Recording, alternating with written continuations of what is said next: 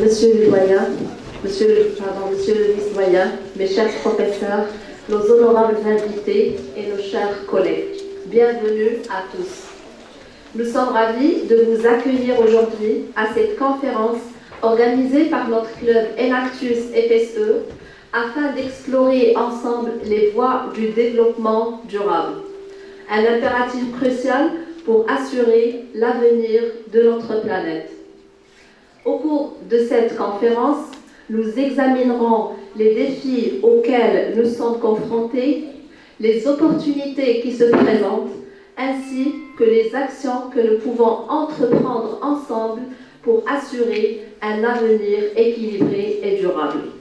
Voilà, donc permettez-moi de donner la parole à notre professeur, cher professeur, M. Hassan Yacoubi, qui va nous présenter le programme de ce séminaire. Merci à tout le monde. Merci, Lina. Monsieur le vice-doyen, professeur Khalid Tatraoui, professeur Koutara Omari, cher invité, c'est Zakaria Yacoubi, c'est Biyad, ça? C'est Biyad. C'est pour moi un grand honneur de prendre part à ce séminaire, à cette conférence organisée par nos étudiants, par le club Enactus, et qui ont choisi comme thématique une thématique d'une importance cruciale, liée au développement durable. Ils ont choisi pour titre harmoniser l'avenir, stratégie et pratique socio-économique et éducative pour une gestion durable des ressources. C'est une thématique qui nous interpelle tous. C'est une thématique d'une importance cruciale, comme j'ai dit. Nous aurons l'occasion d'écouter nos chers intervenants sur plusieurs thématiques, notamment la politique de l'eau dans le domaine agricole, contexte national, sera donnée par le Zakaria Yacoubi. Une deuxième communication par M. Stafa Biyad qui sera intitulée « La lutte contre la pollution et la réutilisation des eaux usées épurées, programmation d'assainissement liquide, l'amélioration des performances au niveau des opérateurs de distribution d'eau, d'électricité ». Et une troisième intervention prévue par M. Achour Mohamed, intitulée « Architecture durable et non durable, approche introductive ». Et la quatrième qui sera donnée par notre professeur Stada, cher collègue Koutara Omari, le développement durable en éducation, approche curriculaire et enjeux stratégiques. Et bien évidemment, cette conférence cette année, principalement c'est un espace d'échange. Toutes les questions, toutes les interventions sont les bienvenues dans toutes les langues, notamment en langue arabe, français, anglais, espagnol. Si Zakaria qui parle espagnol, et toutes les questions en langue espagnole seront les bienvenues. Notre faculté, c'est une faculté qui utilise principalement toutes les langues, notamment l'espagnol. Comme vous pouvez le remarquer, c'est une thématique importante. Je suis ravi que nos étudiants puissent introduire dans leur culture, je dirais, universitaire académique, cette thématique, une thématique qui est d'actualité parce qu'on vit actuellement au rythme, on a vécu au rythme la semaine dernière, les 2 dernières semaines au rythme de la COP28, qui un peu suit les changements climatiques dans le monde, et le Maroc n'est pas épargné un peu de ces fluctuations, de ces changements d'ordre climatique qui influent sur plusieurs aspects, notamment, et même notre faculté, c'est une faculté qui depuis longtemps a pris le choix d'un développement durable au sein de la faculté. L'utilisation de l'énergie solaire, l'arrosage à travers le goutte à goutte, les notoires. Donc je dirais que c'est une thématique qui nécessite bien évidemment une approche éducative importante, pédagogique pour l'utilisation et la bonne utilisation des ressources, notamment des ressources en eau qui est principalement la thématique principale aujourd'hui, qui rejoint 2 intervenants, une composante irrigation, une composante eau potable et assainissement. Donc, nous sommes ravis de vous accueillir parmi nos chers intervenants. Je donne la parole à professeur Khalid Tokawi, vice-doyen chargé de la formation, pour un mot d'accueil, son allocution introductive. C'est Khalid. Merci, chers collègues. Donc, chers invités, chers collègues, chers étudiants, honorables assistants. Donc, c'était un grand plaisir pour moi de nous réunir aujourd'hui au sein de la Faculté des sciences de l'éducation relevant de l'Université Mohamed V de Rabat, à travers ce séminaire portant sur une thématique très intéressante.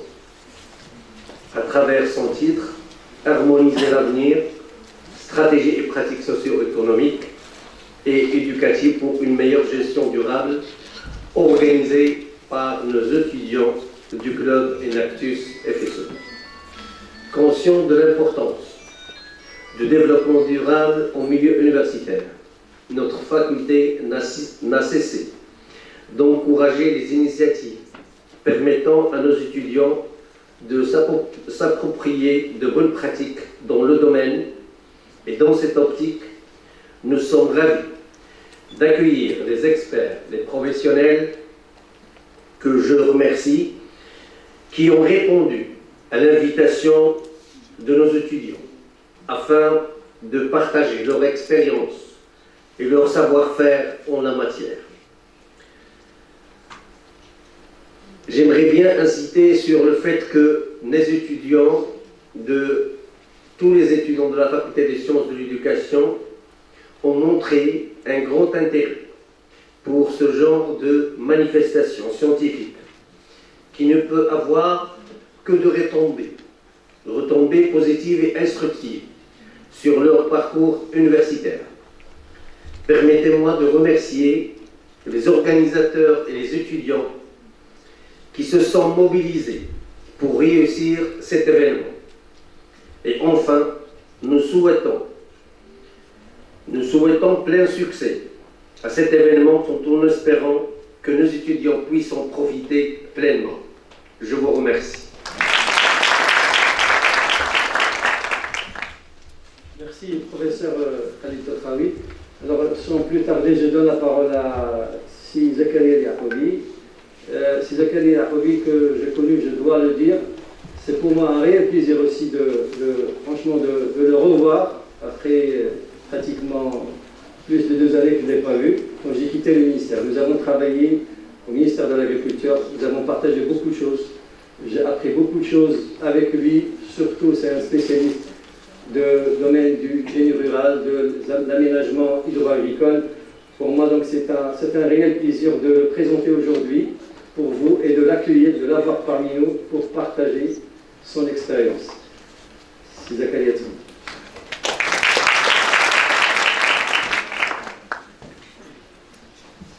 Merci beaucoup, c'est Hassan, grand ami et grand professeur, grand homme.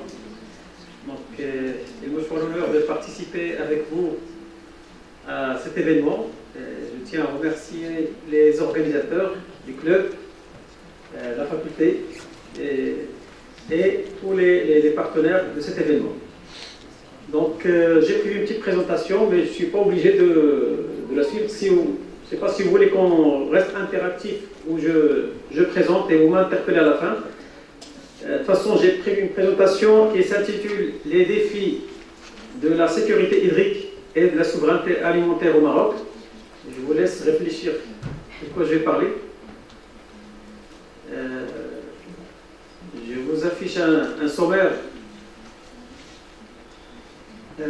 Donc d'abord, vous devez savoir quelque chose sur le contexte hydrique national.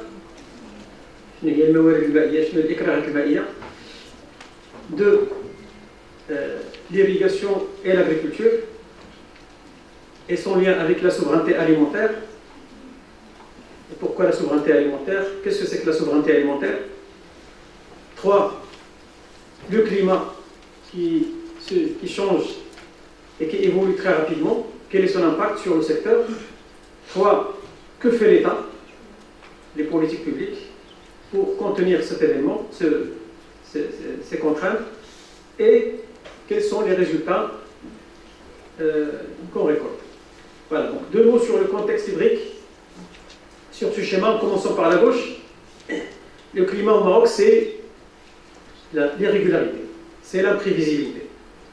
Sur le plan de l'espace, donc il y a une grande différence entre le nord, le centre, le sud, l'est, l'ouest, donc il y a une grande disparité spatiale, intersaisonnière, il y a des saisons très pluvieuses, et surtout interannuelles. Ajouté à cela, nous sommes sur ce qu'on appelle le hotspot, c'est-à-dire le centre, le foyer des changements climatiques. Sur les rapports du GIEC, nous sommes un pays dont le focus des changements climatiques, et vous le constatez, on le vit ensemble. Également, nous sommes un pays où nos ressources en terre agricole, ce qu'on appelle la SAU, la superficie agricole utile, c'est un terme que vous allez rencontrer un peu en littérature. La SAU, on est autour de 8,5 millions d'hectares. La population, on est à peu près à 0,2. Nous sommes un pays pauvre en termes de terre agricole, 0,2 hectares par habitant. C'est un peu le débat de notre ère aujourd'hui. Les ressources en eau sont également limitées. On y a un terme qu'on utilise en technique, c'est le mobilisable. Le qabil, le sirlel. Donc on parlait de 22 milliards, les autres surfaces, et 4 milliards sur les nappes. Mais aujourd'hui, on considère qu'on est un peu moins ambitieux, donc on est autour de 18 à 20 milliards de mètres cubes qu'on peut utiliser, mobilisables. Alors la solution, on est un pays pauvre en ressources. Donc la solution réside dans l'intensification. La sécurité alimentaire, il faut intensifier.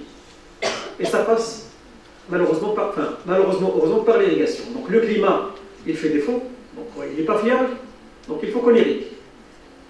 Donc l'irrigation, c'est un des éléments clés. En plus, bien sûr, il y a d'autres moyens que les autorités publiques, le domaine agricole utilisent, c'est la mécanisation, donc le maquinat, l'utilisation des engrais, etc., etc. Et également, il faut pratiquer, pour pratiquer l'agriculture régulière et intensive, c'est-à-dire indépendante du climat, il faut ce qu'on appelle, construire des réseaux, c'est ce qu'on appelle les aménagements hydro-agricoles. Donc il y a les aménagements hydrauliques, c'est un peu les barrages, hydro-agricoles, c'est tout ce qui est réseau et utilisé en agriculture. Je ne sais pas quel est le temps qui m'a imparti, j'ai pris une quinzaine de minutes, c'est bon? Bon, si vous voulez m'interpeller, je peux répondre. D'abord, la sécurité ou la souveraineté alimentaire.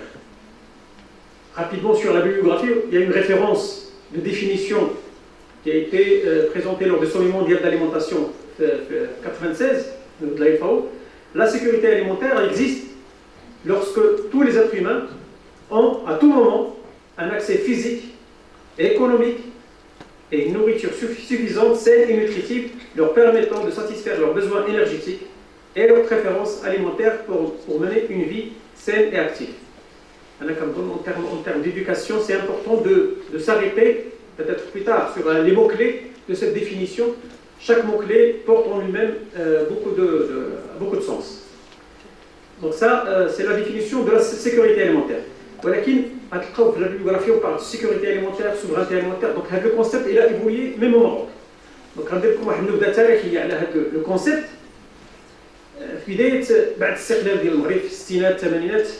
entre les années 60-80, on parlait, il y avait une politique de ce qu'on appelle la politique des barrages, du feu Hassan II, notre roi des femmes, donc le feu Hassan II, il avait lancé la politique de millions d'hectares et la politique des barrages. Donc le concept de sécurité alimentaire, l'amn al-ghada'i, était fondé sur l'autosuffisance. On doit produire ce qu'on mange. D'accord? En produits alimentaires de base, bien sûr, le produit alimentaire de base. Donc, ce que fait Doula, il avait lancé ce qu'on appelle des plans filières. Donc,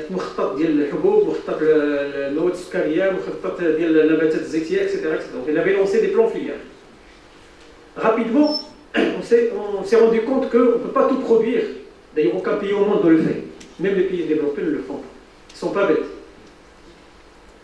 Donc, il y avait. Le concept a évolué. Donc, dans les années 80-90, les pouvoirs publics ont adopté le concept de ce qu'on appelle l'amn al-ghada'i, plutôt que l'autosuffisance. Donc, la sécurité alimentaire. Donc, ce qui consiste en la réalisation des taux stratégiques d'approvisionnement à partir de la production nationale, dans des conditions d'efficience économique. يعني بالنسبه للمنتوجات اللي عندي فيهم جدوى اقتصاديه باش ننتجهم محليا نديرهم محليا واللي سي بلو فاسيل دو لي اشتي à l'extérieur c'est plus sage de les acheter de l'extérieur. Je me rappelle à un certain moment on était dans une conférence arabe, il y avait des collègues des pays du Golfe qui ont présenté leur politique agricole. Je me rappelle, ils ont présenté ils produisaient des tonnes et des tonnes de céréales dans les pays du Golfe et quand on leur a demandé le coût, donc ils m'ont parlé à l'époque de $80 le quintal. Et au même moment, c'était à $20 le quintal sur le marché international. Donc c'était plus sage, bien sûr, on va en parler, plus sage de l'acheter sur le marché international. Donc ça veut dire pour dire que la sécurité alimentaire c'est orienté vers les productions. Donc الجو داكشي اللي عندنا فيه جدوى اقتصاديه. إلا خدينا البرازيل مثلا الأرجنتين الشتا كتصب العام كله. Donc c'est plus simple pour eux de produire du sucre plutôt que de le produire chez nous, ça coûte trop cher. نعطيكم un autre exemple, nous sommes un pays consommateur de thé. On avait essayé de produire du thé au Maroc, le Khous, le Qsar, الواحد القصر كبير الإخوان اللي جايين من الشمال. Et j'étais moi-même derrière une commission qui a décidé de le supprimer. Avec un don chinois, on voulait le tendre à 1000 hectares. Après 5 années de fonctionnement, il nous coûtait 3 fois plus cher que ce qu'on importait. Donc on est allé voir parce qu'on devait irriguer intensivement. La Chine, ça se produit de manière naturelle. Donc pour vous dire que l'Amn Ghada'i, ça ne veut pas dire tout produire localement, mais il faut être intelligent. Donc la sécurité alimentaire, c'est un peu ça le concept. ولكن مع الأسف l'évolution a fait qu'il y avait des crises alimentaires. كتقلب على الغداء في السوق الدولي ما كتلقاش. كانت la crise récente c'est de 2007-2008. كنقلبوا على السيريال ها العرق ما تلقاش واحد يبيعهم لك باش ما كاين. Donc le concept ça les pays كنقولوا دير c'est pas toujours je produis un mois et ça existe sur le marché je suis rassuré. Non, غدا تقلب عليك داك le marché international ما تلقاش منين تجيب les céréales. Donc il y avait ce qu'on appelle les chocs externes. Donc il y avait les crises alimentaires en 2007-2008. Donc ma proche les produits alimentaires sur le marché international. Il y avait le Covid, c'est récent, vous vous souvenez. Le dernier né, c'est la crise, ou le conflit de la Russie et l'Ukraine. C'est le principal approvisionnement du marché international, les céréales, culture oléagineuse, les céréales n'ont pas le marché. L'État débourse 3 fois plus en termes de compensation. صندوق المقاصة كان le prix de céréales في المغرب ما كيتبدلش تقريبا ولكن الدولة يسيبورت. Donc ça veut dire qu'on ne peut pas faire comme ça. Donc le concept de souveraineté, là, il est le nouveau concept de souveraineté alimentaire qui devient de plus en plus le plus pratiqué. Donc c'est toujours présent dans les stratégies agricoles, c'est qui est une réponse aux chocs externes liés aux aléas climatiques et à l'instabilité des marchés internationaux des produits agricoles. Donc approvisionnement et prix. Donc il tient compte de souci de s'affranchir d'un certain nombre d'aléas et des risques qui peuvent affecter l'approvisionnement du marché national. Donc je ne vais pas trop m'attarder. Je vous rappelle où on était les années 60, juste après notre indépendance. Donc déjà الإنتاج هو السقي لأن ما يمكنش ولكن راه السقي راه ما يمكنناش je voulais te dire on ne peut pas tout irriguer. Nos capacités hydriques يعني الموارد المائيه المتاحه ما كتمكنناش نسقيو داك 8.5 جي بارلي دو 8.5 مليون دكتار كمساحه قابله للفلاحه ولكن ما يمكننا نسقيو فيها malheureusement 1.5 à 1.6 يتسالوا الموارد المائيه ديالنا il faut les utiliser intelligemment. Donc on était le terme mobilisation c'est les barrages si vous voulez dire. On était les barrages mobilisés à l'époque, les barrages qui étaient construits à l'époque, juste après l'indépendance, mobilisaient à peu près 10% de notre potentiel en notre surface, et il n'y avait pas de développement d'irrigation moderne. On était très bien à 200 000 hectares. Donc, Hassan II avait lancé la politique du million d'hectares. C'est grâce à cette politique que nous arrivons à subvenir à nos besoins aujourd'hui. Je ne vais pas rentrer dans les détails sur les politiques publiques. Il y a 3 dates à retenir. Donc la politique a été lancée en 1967 pour atteindre 1 million d'hectares en l'an 2000. Donc on l'a atteint 3 années avant 2000. Et aujourd'hui nous sommes à 1,6 million d'hectares. On irrigue à des petits marges près notre potentiel qui peut être irrigué. Donc donc l'irrigation il joue un rôle primordial dans la sécurité alimentaire. et l'amélioration des niveaux de vie et la stabilisation des populations rurales. Donc il a trois rôles stratégiques. الدور الاساسي اللي كتلعبوا من الفلاحه المسقيه في المغرب اولا الامن الغذائي. دونك تقريبا اهم المواد الاساسيه les produits alimentaires de base viennent des zones irriguées. Deux, le développement socio-économique. Donc القيمه المضافه او الانتاج الفلاحي المغربي رغم ان المساحه المسقيه 1.6 مقسومه على 8.5 اللي هي المساحه الزراعيه يعني 16%، فكتمثل 45% من الانتاج الفلاحي و75% من الصادرات، وكتشغل نصف ديال اليد العامله في العالم القروي. Également, c'est une absorption des impacts des chocs externes, notamment, et là, si on se rappelle, les périodes de Covid où pratiquement il y avait les frontières fermées, les Maghrébins ils n'ont pas souffert d'approvisionnement de leur panier quotidien. Quand ils sortent, quand ils sans problème, les autres pays, ils avaient de grandes difficultés pour approvisionner leur et là, ça date pas de longtemps, les supermarchés étaient vides en Europe. Donc là, alhamdoulilah, on n'a pas vécu ça. Pour vous dire comment les politiques publiques jouent leur rôle de sécurité. Donc là, un slide ou deux sur le climat. Donc le climat il change intensivement, malheureusement en notre défaveur. Là, tu as contrôle c'est Hassan. C'est le contrôle الوقتي إلا طولت عليكم. هنا هذا الجراف c'est un peu technique ولكن غنبسطو لكم. Depuis les années 40 يعني دي واحد 60 عام les volumes d'eau qui entrent dans les barrages. Chaque année, chaque point, au milliard de mètres cubes qui rentrent dans les barrages. Donc sur une série de 30 عام من 1945 78 كانت la moyenne des volumes ديال الماء اللي كيدخل في les barrages 22 مليار par an كمعدل. إلا خدينا لا سيري من التسعينات لهنا on est à 15-14 مليار، يعني كاين تناقص في الموارد المائية ديال الكليما. هذا c'est le climat qui a changé. Donc ça se voit dans les chiffres, on n'a pas besoin d'être un mathématicien pour le. Donc il y a un réel problème ديال تقريبا 30% من الموارد المائية نقصت في المغرب. هذا الشيء كينعكس ان كاين في المقابل عندنا لي زوتر سيكتور. المغرب كاين نمو ديموغرافي، كاين une évolution de la consommation et des habitudes de consommation, de l'urbanisation, de l'industrie, du tourisme, de tous les secteurs économiques. Donc الطلب زاد malheureusement. ماشي غير تناقص الموارد المائية ولكن الطلب زاد. شكون اللي كيعاني؟ هو القطاع الفلاحي، لان اخر قطاع اللي كيستافد من الموارد المائيه هو القطاع الفلاحي، حتى كيشربوا الناس ويتحموا ويديروا لي بيسين. دونك يا اوكين ريستريكسيون. دايور لا بريف اون اي ا Rabat, on n'a pas senti aucune restriction en termes d'eau. كتمشي الروبيني كتحس. هنا ça je vous interpelle en termes d'éducation, de sensibilisation et de communication, on a énormément de rôle à jouer à ce niveau. القطاع الفلاحي هذا الجراف فيه دو لين، واحد لا لين بلو c'est le besoin ديال القطاع الفلاحي مستقبل السدود. C'est 5,3 milliards, ça sont 5200 ولا 5300 مليون متر كيوب. هذا الحاجيات. بالصفر الفوليوم اللي كتعطى للبراج المناطق السخويه. كنلاحظوا بان on est très loin de notre demande. القطاع الفلاحي باش نقول لكم بان ديك التغيرات المناخيه واخا القطاعات الاخرى ما كتحسش بها ولكن القطاع الفلاحي كيسوفر منها، لان كيستافد ما تبقى من الموارد المائيه حتى كيشرب كل شيء. حتى كياخذ السياحه ولو بوطابل ولا الاندستري، فما كتبقى. فكنلاحظوا ما يمكنناش نبقاو في هذه الوضعيات، لان عندنا لو دوفوار non seulement du développement économique, développement de l'emploi, etc., mais on a besoin de nourrir la population. Donc, الحلول. ما غنصدعلكمش راسكم بالمخططات والسياسات العموميه. Il y a des termes qui vous aurez le temps peut-être si on a l'occasion d'en parler. Mais pour vous dire que, alhamdoulilah, Vladna, il est très vigilante et il anticipe les problèmes. Donc là, on a annoncé des stratégies sectorielles, des programmes sectoriels sous l'impulsion de notre roi visionnaire,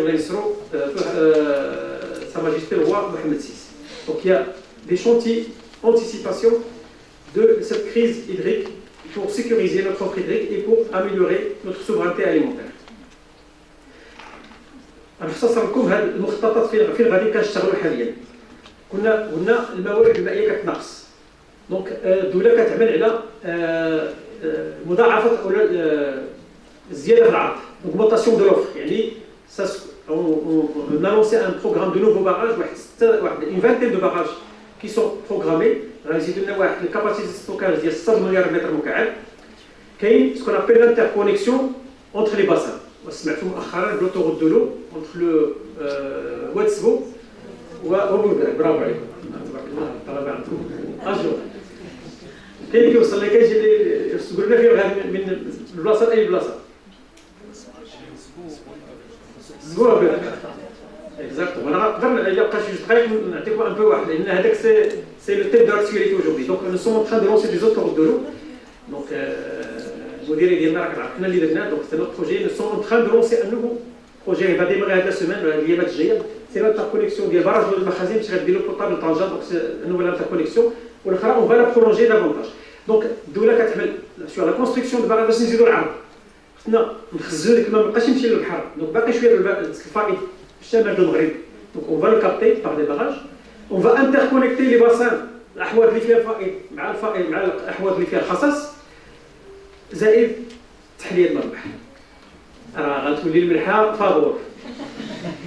دونك جبدوا راسكم. اون انونسي ان بورتفوي presque de 1,3 milliard.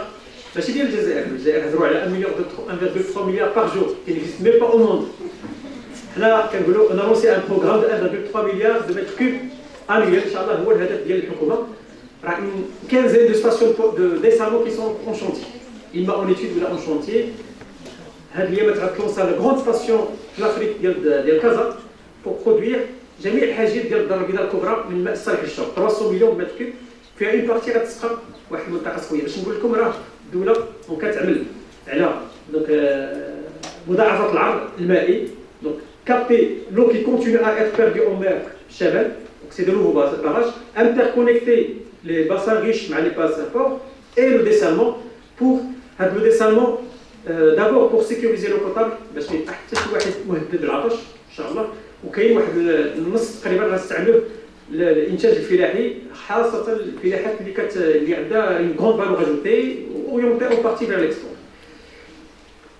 وقيلا طول دونك غادي ناكسيليري نديرو 3 سلايد مهمين. هذا غنلخص لكم اش كديروا وزاره الفلاحه كذلك من الناحيه ديال شبكات الصرف.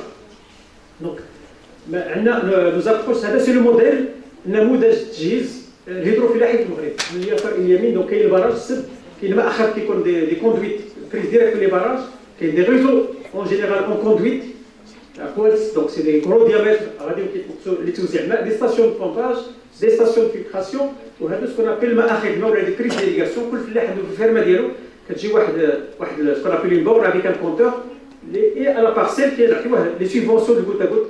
حنا بين peut-être un des rares pays au monde اللي كيعطي les subventions حتى 100% للفلاحين باش يجهزوا بالغوت à goutte. دونك الفلاح كيبغي يجهز كيدير طلب للدوله كدرس له الملف ديالو وكتعطيه 100% من التكلفه ديال التجهيز بالغوت à goutte. هانو ديروا الفلاح. بعض النتائج بسرعه. هذا الجراف كنا قبل مخطط المغرب الاخضر يعني 2007 2008 كانت عندنا المساحه مجهزه بالري والتنقيط ليغيغاسيون مودرن 160 هكتار. حاليا نو سوم 800,000. دونك 800,000 هي النصف ديال المساحه اللي كتسقى. قلت لكم 1,600,000 هكتار. دونك النص كيتسقى بالغوت à goutte. وان شاء الله نو زومبيسيونون 1 مليون دكتار بالغوت à goutte. هذا هو الهدف ديال هذه الاستراتيجيه الجديده.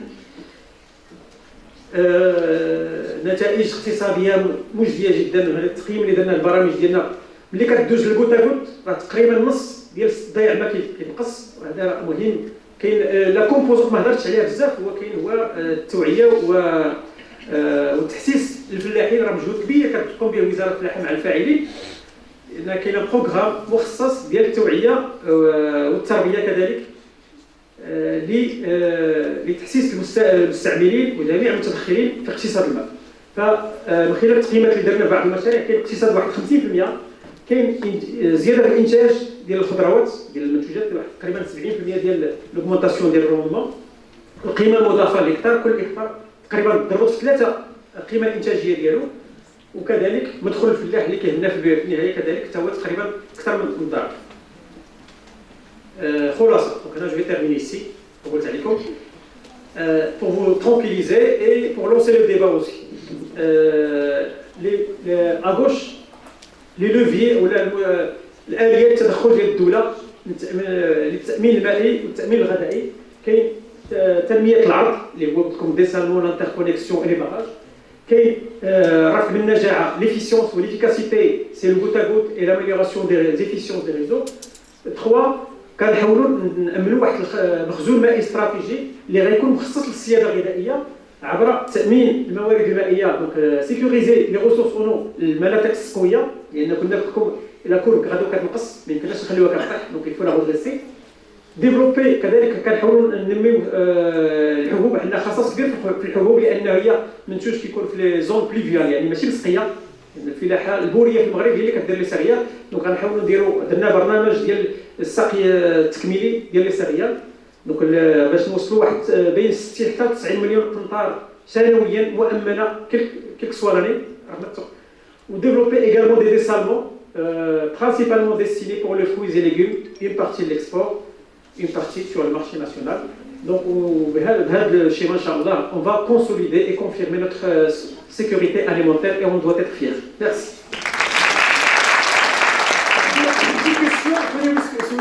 Deux petites questions à titre pédagogique. Il y a sous classe deux débats qui sont sur les réseaux sociaux et peut-être sur les comment combien consomme combien on a besoin d'eau pour produire شحال باش نتجو كيلو ديال لي سيريال كيلو ديال المطيشه شكون اللي كياكل بزاف ديال الماء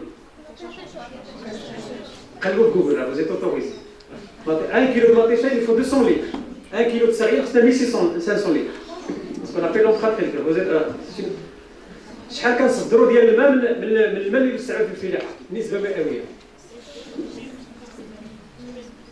افوت خابي عطيونا شي شكون اللي شحال من الموارد المائيه ديالنا شحال اللي كتستعمل في الفلاحه شحال منها كتمشي للتصدير الا كنصدروا مطيشه ونصدروا الليمون ونصدروا تقريبا 70 شي شي احسن 45 5% بغيتو تقلبوا بليوغرافي ولا après on fera l'exercice ensemble et merci.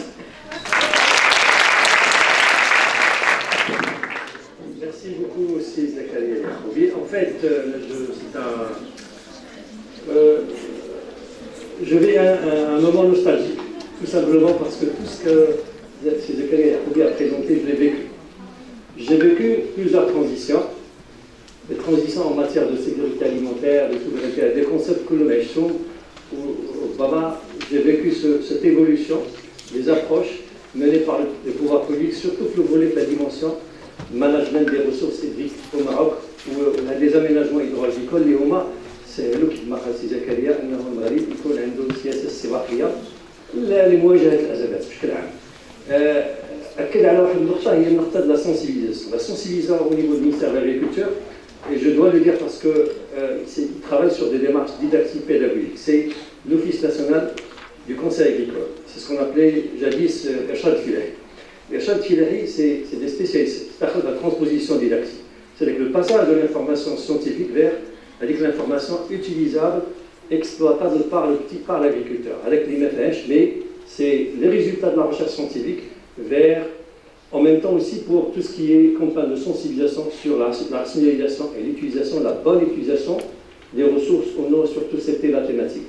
Merci beaucoup Zakaria. Je donne la parole à Sarah pour la synthèse.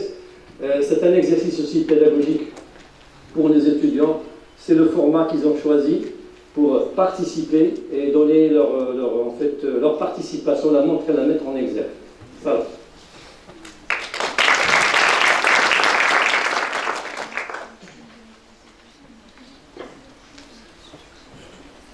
Merci beaucoup, M.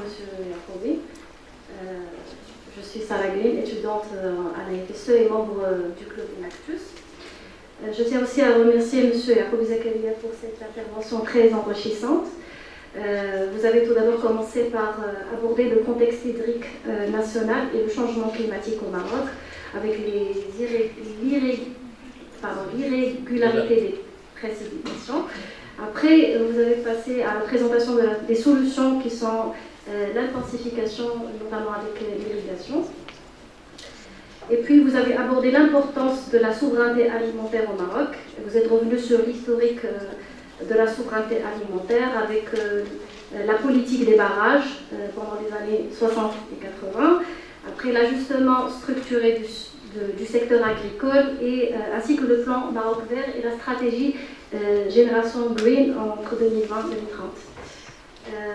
Puis vous avez mis l'accent sur les rôles stratégiques de l'irrigation en filaha mustiyab, comme ce que vous avez dit, qui sont premièrement la sécurité alimentaire, l'amélioration du niveau de vie, qui va bien sûr amener à la stabilisation de la population rurale et la population marocaine. Après, vous avez parlé du changement climatique, de l'agriculture irriguée et de l'impact du changement climatique sur l'agriculture irriguée, surtout avec la croissance démographique que notre pays a connue. Voilà. Et économique. Voilà, j'espère que j'ai fait un peu le tour de toute votre présentation. Pour les questions, si ça ne vous dérange pas, on va laisser après M. Biad qui va aussi aborder le thème de 12. Voilà. Donc on passe à la deuxième communication, monsieur. Oui. Oui, voilà. Donc c'est avec un grand plaisir que je vous présente notre intervenant, M. Biad Mustafa, qui est actuellement consultant international dans le domaine de l'eau et de l'assainissement et coordinateur du programme Régie Multiservice à l'Agence française de développement au Maroc. M. Biad compte plus de 33 ans d'expérience dans le domaine, principalement en matière de planification de projets, d'amélioration de performance, de développement des capacités et de l'évaluation des programmes. Son intervention serait sur le thème de la lutte contre la pollution et la réutilisation des eaux usées et purées. Donc encore une fois, nous sommes honorés de vous recevoir, monsieur, pour bénéficier de votre expertise et de vos connaissances. À vous la parole.